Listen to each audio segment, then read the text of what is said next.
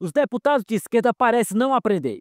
Na Comissão de Constituição e Justiça, os parlamentares da esquerda intensificaram suas críticas à PEC, que propõe uma nova redação para proteger a vida desde a concepção, no artigo 5º da Constituição Federal. O PT e o PSOL fizeram de tudo, recorrendo a narrativas falaciosas, porém foram desmascarados e a verdade veio à tona. O embate evidenciou essas divergências. Veja. O Brasil ter se levantado contra o PL do estupro, o PL 1904, que possibilitou aquele momento, aquela ampla mobilização, expressar a opinião da maioria da população brasileira. E eu afirmo que a maioria da população brasileira, porque inclusive foram feitas pesquisas por diferentes e respeitados institutos de pesquisas, aferindo a opinião da população sobre o PL 1904, e havia uma maioria contrária, inclusive entre evangélicas e religiosas, contrários ao 1904. Mas o alerta que eu quero fazer é que a PEC 164, ela é pior do que o PL do estupro, ela é muito pior. Porque aquele PL ele era específico para não permitir o direito ao aborto em gestações acima de 22 semanas. Essa PEC também atinge esses casos, mas ela vai além, porque ela não impõe limite gestacional. Não se trata apenas a partir das 22 semanas, mas em qualquer tempo gestacional. Então, nesse aspecto, já é pior. Mas há outros aspectos, porque também é um ataque para aquelas mulheres que optaram por ser mães, mas não conseguem no método tradicional, que é um método por fertilização in vitro, que ao contrário do que disse a deputada Daniela Cunha, sim, afeta esse direito tão fundamental para muitas mulheres, casais, inclusive casais homoafetivos, que buscam esse método para realizar o sonho de ter um filho. Viola o direito aos benefícios do progresso científico. E aqui, senhoras e senhores, eu imagino que alguns não devam ter a dimensão do que isso significa. Imaginem as pesquisas em células-tronco serem descontinuadas, paralisadas em função de uma lógica que é fundamentalista, misógina e distorcida do que deve ser a forma como as mulheres lidam com o seu próprio corpo, com o planejamento reprodutivo e com o direito ao planejamento familiar, que é algo previsto na Constituição Federal. São uma série de patologias que podem ser afetadas, aliás, de pesquisas sobre patologias que podem ser afetadas por causa dessa visão de mundo absolutamente distorcida e fundamentalista. Por exemplo, atrofias espinhais progressivas, distrofias musculares, esclerose múltipla, neuropatias, doenças do neurônio motor ou diabetes mellitus. Há uma série de pesquisas, os nossos institutos brasileiros desenvolvidas nessas áreas, que graças a essa visão distorcida e fundamentalista vão ser descontinuadas. Olha o grau de violência contra o conjunto da população brasileira. Bom dia a todos. Presidente, eu fiquei até emocionada com a fala da nossa colega que acabou de falar isso, só que eu fico emocionada das palavras serem tão contundentes, né, aqui, porque na prática isso não acontece. Quando o texto proposto define que a vida é na concepção, isso é importante para que todo brasileiro, todo cidadão, tenha o direito do futuro. O aborto hoje ele virou uma pauta como se fosse qualquer objeto que estivesse jogando fora. E não é, é uma vida. As mulheres hoje estão morrendo, não é porque está gestante, não, ou porque gerou um filho. Elas estão morrendo porque não têm atendimento dignos nos postos de saúde. Morrem de câncer porque não conseguem ter acesso aos exames preliminares. Morrem no parto porque ficam esperando horas e horas, até não aguentar mais, para ter seus filhos, porque no Sistema Único de Saúde, ela tem que ter um parto normal. Enquanto que no sistema privado, ela pode escolher qualquer tipo de forma de parto. A concepção da vida aqui, gente, é para dizer que nós estamos vivos. Para quem nunca sofreu um aborto, e eu posso falar muito bem, tranquilamente, porque eu já sofri um aborto em serviço. Não foi um aborto provocado ou porque o ser que estava na minha barriga era algo ruim. Pelo contrário, eu protegi meu filho até onde eu tive condições, mas infelizmente eu perdi ele. E me doeu, eu senti isso durante muitos anos. As mulheres que não são amparadas por causa de um aborto sofrem consequências pro resto da sua vida. Então parem de falar que aquela criança pequena que não consegue se defender é algo que eu posso jogar fora a qualquer momento, como uma folha, como um objeto, como o meu cabelo que eu posso cortar e crescer, como a minha unha que eu posso cortar e crescer. Aquele ser que está lá, ele já tem vida. E a vida começa aí na concepção. A vida não começa quando você tem esse filho e você vê o primeiro choro dele. Até quando a vida daquelas pessoas que a gente não está vendo não tem importância? Só tem importância a vida daqueles que estão próximos da gente. Só tem importância a vida do nosso parente, do nosso amigo, do nosso colega de serviço. Agora, aquela criança que está no útero de uma mãe, numa concepção, essa não tem importância, porque ela não tem voz ainda. Vida de marginais tem voz. Aí ninguém quer uma pena severa. Vida de marginais tem voz. Os presídios têm que estar perfeito, tem que ter ar-condicionado, comida de primeira, tem que ter defensoria pública para defender bandido. Mas nós não temos hoje uma saúde pública que cuida da mulher da forma que ela merece. Só para deixar uma coisa clara, parece-me que nós estamos na Comissão de Constituição e Justiça. Talvez eu não tenha a certeza, porque o discurso que a colega de esquerda fez, trazendo vários pontos, colega Cris, que não fazem o menor sentido no projeto que aqui está. Se cria uma narrativa baseada em factoides mentirosos para que a opinião pública fique contra um projeto. Eu vou ler o artigo 5º, que está escrito, que nós estamos julgando se isso é constitucional ou não, para que as pessoas de casa não fiquem poluídas com o discurso de ódio vindo da extrema esquerda. No artigo 5º do projeto, o único artigo diz o seguinte: todos são iguais perante a lei. Acho que até aqui tudo certo, acho que não há discussão. Sem distinção de qualquer natureza, ou seja, branco, preto, católico, tudo certo. Garantindo-se aos brasileiros e aos estrangeiros residentes no país a inviolabilidade do direito à vida. Até aqui tudo certo. Desde a concepção, a liberdade, a igualdade, a segurança e a propriedade, nos termos seguintes. É isso que a gente está discutindo. Ninguém aqui está discutindo o fim de tratamento com célula-tronco. Ninguém aqui está discutindo nada. Se falou um monte de mentira. As mentiras são tão grandes que tentam colocar em nós da direita a pecha, melhor dizendo, de defensores de estupradores.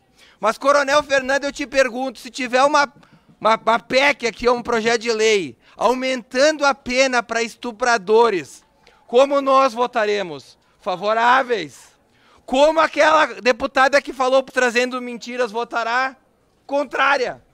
Esse é o histórico. Nós tivemos uma votação ano passado aqui na casa para aumentar a pena de latrocida. O cara que entra para roubar, entra na sua casa para roubar. Como a deputada votou? Adivinha? Contra. Mas o bebê, esse bebê aqui que ela chama de boneco, que é uma representação de um ser humano, com cabeça, pernas, braço, uma alma por trás. Isso aqui para ela é um boneco. Esse aqui não merece ter qualquer... É um lixo. Isso aqui para ela é um lixo. Não merece ter qualquer chance de sobreviver. Mas o estuprador da menina que ela diz defender... Opa! Esse merece. Porque esse tem direitos, comidinha quente, colchãozinho, né, bem bonitinho, um tratamento VIP na penitenciária. Ai de quem quiser aumentar a pena do estuprador, porque a turma do PSOL e da extrema esquerda estará aqui para defendê-los. Eu não consigo entender a lógica, Coronel Fernanda, de quem defende marginal e acha que bebê tem que morrer. Para mim é inconcebível uma coisa dessa. Meu entendimento, e o do PSOL, é de que essa PEC, na verdade, é uma espécie de PL 1904, o retorno. Quer colocar uma contradição dentro do próprio princípio dos direitos e garantias individuais e coletivos que está na Constituição, no seu artigo 5º. Todos são iguais perante a lei, mas as mulheres não necessariamente. Sabe por quê? Ele contraria, inclusive, ao abrir caminho evidente para a anulação da possibilidade de interrupção de gravidez, que vigora no Brasil desde 1940, no mundo de hoje, século XXI. Os mesmos, Chico Alencar, que defendem aqui, que dizem defender a vida, são os primeiros a levantar a mão para defender a pena de morte. Para defender a pena de morte. Para naturalizar um plano para um golpe de Estado sobre as células-tronco. Com as células-tronco, nós estamos avançando na cura do câncer e agora foi divulgada essa semana a cura da cegueira, a reversão da cegueira. Tudo isso será ameaçado e interrompido. Nós não vamos ter as condições para cuidar das pessoas que precisam do combate. Porque me parece que existe uma confusão ou até mesmo uma interpretação muito elastecida do que está escrito. Hoje a Constituição Federal, no seu artigo 5º, ela já diz de que o aborto ele não deve ser feito. Em resumo, por quê? Todos são iguais perante a lei, sem distinção de qualquer natureza, garantindo-se aos brasileiros e aos estrangeiros residentes no país a inviolabilidade do direito à vida. O que essa PEC está fazendo é inserindo somente, tão somente uma expressão, abre aspas, desde a concepção. Ora, quem é a favor do aborto, independente do motivo, não está abarcado sobre a legislação brasileira, porque hoje o aborto já é proibido.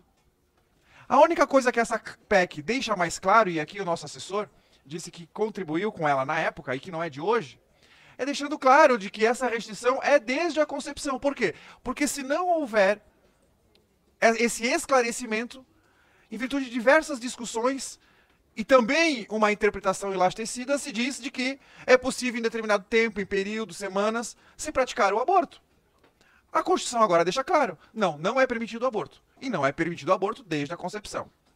Então eu queria deixar de lado a discussão fora do que está no texto, porque ele é simplesmente no campo da imaginação. Falar de pesquisa de célula-tronco, falar de inseminação artificial, falar de descarte de óvulos, todos esses problemas, deputada, se acaso eles existem com o texto atual. Nada disso está sendo alterado no texto. Nada disso se fala ou se trata de qualquer tipo de mudança. E eu iniciei falando de que o assunto aborto já estava resolvido, porque justamente o Brasil ele já possui excludentes de ilicitude. Concorde ou não com as excludentes, elas estão lá. E eu escuto discursos da esquerda dizendo, é uma proteção do estuprador, porque a criança, o neném, não pode haver estupro porque, mesmo sendo um caso de estupro, não é isso que está escrito, é desconhecimento de como funciona a aplicabilidade das leis. A aplicabilidade das leis, deputada Thalia, ela é por especificidade. O Código Penal, ele não está sendo alterado pela PEC. O Código Penal, o artigo 128, no seu inciso 1º e 2º, ele exclui a proibição do aborto no caso de estupro. Ou seja, tanto antes da PEC, como depois da PEC, caso ela seja aprovada, não será permitido o aborto em caso de estupro. É uma circunstância resolvida. Para que isso seja possível, ou seja, proibir o aborto em caso de estupro, teria que se alterar o Código Penal. Mas não tem qualquer tipo de alteração aqui do Código Penal. Não tem, isso é imaginação. É imaginação. A lei específica ela deve ser aplicada. Não é uma alteração lá na Constituição que deixa somente mais claro o texto que automaticamente vai se revogar o Código Penal. É insano se pensar isso. Vou ler aqui o artigo do Código Penal porque para tranquilizar os meus colegas. Artigo 128. Não se pune o aborto praticado por médico. Inciso 1. Se não há outro meio de salvar a vida da gestante. Portanto, se tem perigo de morte, a mãe pode-se praticar o aborto porque ele não vai ser criminalizado. Ponto e vírgula. Aborto no caso de gravidez resultante de estupro. Está lá no Código Penal. Inciso 2. Se a gravidez resulta de estupro e o aborto é precedido de consentimento da gestante ou quando incapaz do seu representante legal. E existe mais uma hipótese que foi inaugurada pelo Supremo Tribunal Federal, que obviamente eu também concordo, apesar de ser fundamentado pela esquerda, é nos casos de anencefalia. É um assunto resolvido. O que eu percebo é, primeiro, uma falta de coerência e de análise do texto que pretende se alterar. E aí se utiliza de argumentos para fundamentar um desejo de se permitir o aborto em qualquer tipo de circunstância. Não é isso que se trata. E aqui fazendo justiça, deputada Érica Coccar, deputado Bacelar, existe sim deputados de direita que são contra o aborto a qualquer tipo de situação. Existe sim. Mas essa PEC também não altera para esse lado. Também não altera, também não tem essa mudança. Então, tanto os que defendem o aborto em qualquer situação, tanto aqueles que defendem que o aborto não deve ser feito em qualquer situação, essa PEC não vai alterar essa situação que nós temos na legislação brasileira atual. Presidente, nobres colegas parlamentares, hoje foi um dia bastante desafiador aqui, por diversas razões. Primeiro, eu quero parabenizar pela aprovação, agradecer, na verdade, a todos os parlamentares que têm esse compromisso moral com uma pauta que é suprapartidária, que inclusive não é uma pauta religiosa, é uma pauta acima de qualquer questão, até porque a gente está tratando do direito natural à vida. Então, que bom que muitos entenderam isso, votaram favoravelmente à PEC, e aqui nós estamos na CCJ falando da admissibilidade, não estamos nem debatendo mérito.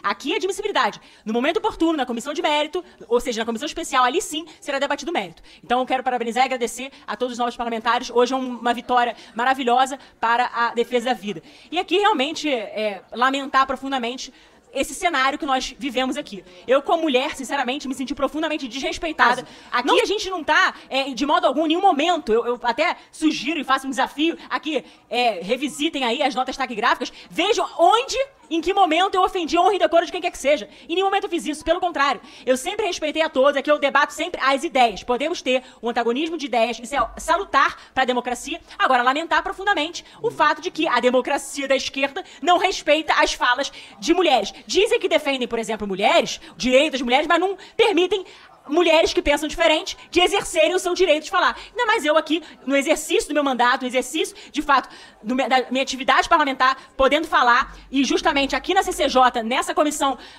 debatendo uma matéria que é cara a todo o povo brasileiro, que é justamente a defesa da vida desde a concepção, né? Então, realmente, é de lamentar tudo aquilo que foi feito, toda essa voracidade do outro lado. Isso só representa, né, o retrato do que eles desejam implantar, que é uma ditadura de opinião. O que eles querem, eles dizem defender, dizem ser os paladinos da democracia, mas eles não aceitam o respeito à democracia. Tanto é verdade que quando alguém que pensa diferente e que apresenta argumentos de forma diferente, ou seja, argumentos contrários a essas ideias, eles vêm para tentar cercear a fala, calar, amordaçar.